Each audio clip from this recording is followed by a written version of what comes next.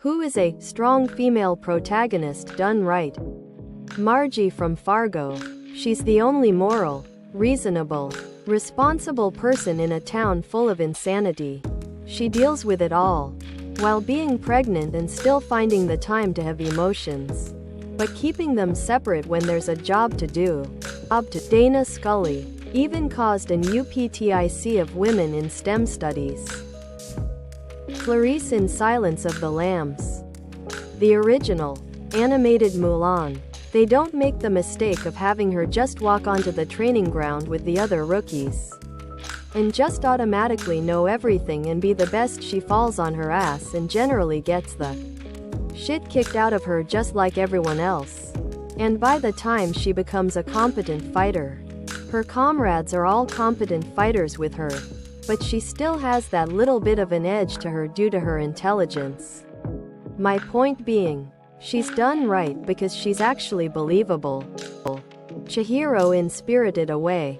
She starts out as a scared little girl who needs protection from those around her to becoming someone who, through her own decisions and courage, finds clever ways to protect herself and her loved ones. Linda Hamilton as Sarah Connor. Kim Wexler. Ellen Ripley in Alien. She's the OG. What's a red flag in a TV show that tells you it's about to go downhill? The show is really good and about to get a third season on Netflix. When characters start ignoring earlier developments, start getting dumbed down from established norms simply to push an arc forward. They introduce a younger, cuter version of the baby of the family. They suddenly introduce a long-lost cousin and they start flashback episodes. Secret child that shows up right when a character's life is just about to come together. I'm looking at you, Gilmore Girls. Villain decay. When a villain loses so many times in a row you can't take them seriously anymore. You know too much about them and their weaknesses, etc. The main protagonist leaves and they keep it going. Bad guy turns to comic relief. Season ends by resetting everything that just happened so they can do it all over the next season. New season starts and everyone is flanderized. What broke your heart completely? My mom died when I was a senior in high school.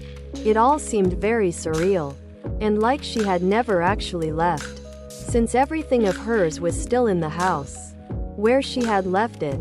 At her funeral, after hearing my brother and sister speak, make morbid jokes, as our family tends to do, and just generally do the normal funeral stuff, it finally hit me.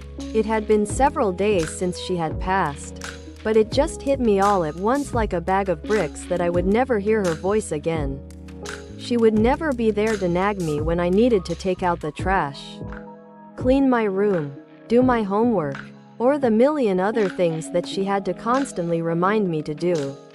That was the moment that I broke down and started sobbing. I hadn't shed a tear up until that point. Maybe it was shock. I don't know. In that moment I realized that I now lived in a different world.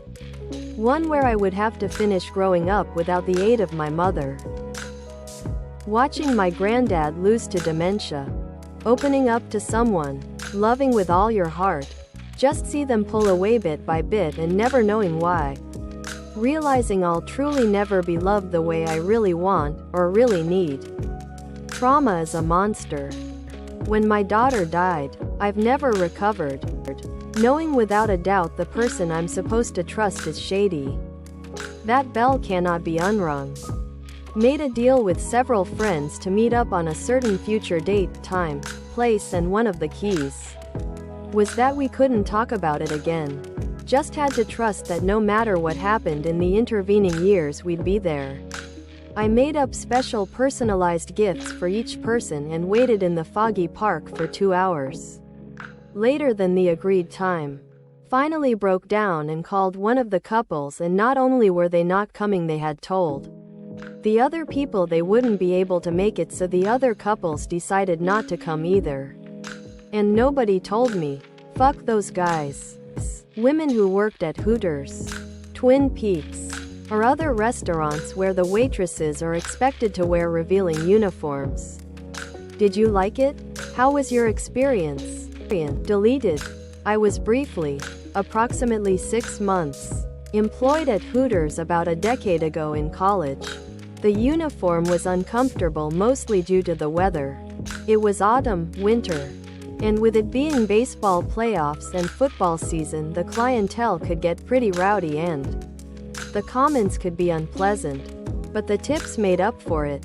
I waited tables for a long time and I've never made that much money consistently. I'm talking $500 on a Tuesday and I was the first cut. Did Twin Peaks for 2 years. The uniform didn't bother me, used to dance competitively. So I was comfortable in revealing clothes. What got to me was having to be on all the time. Even when dealing with disrespectful customers. Left for bartending instead. I worked at Twin Peaks. It was weird. We weren't allowed to order off the customer menu and had to order off a spa menu that featured super low-calorie options. I also got docked once because my hair wasn't glam enough. I'd straightened it instead of curling it one day. Not sure how I got the job to begin with because they only have one size pair of shorts for you to try on in the interview and they were about 3 sizes too small. I worked for a private catering company in college. We dressed professionally slutty and served food to these wealthy folks who part of a private beach club. Comments were outrageous but so were the tips. Also, lots of swingers and woof, the drama was amazing. Dude here who worked at Hooters. Dishwasher and then fry cook. Uniform was a Hooters t-shirt. It would get soaked with sweat from the radiating heat of 7+ deep fryers. Caked up with flour and raw chicken from breading the wings. And by the end of an 8-hour shift I look more like a breaded chicken wing than a 17-year-old male.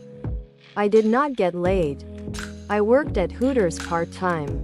It was kinda like a minefield lol, but you could get pretty big tips if you have regulars. I did. Briefly at a place with Velcro Scottish skirts. I'm attractive, but my friend who is Helen of Troy level got me the job.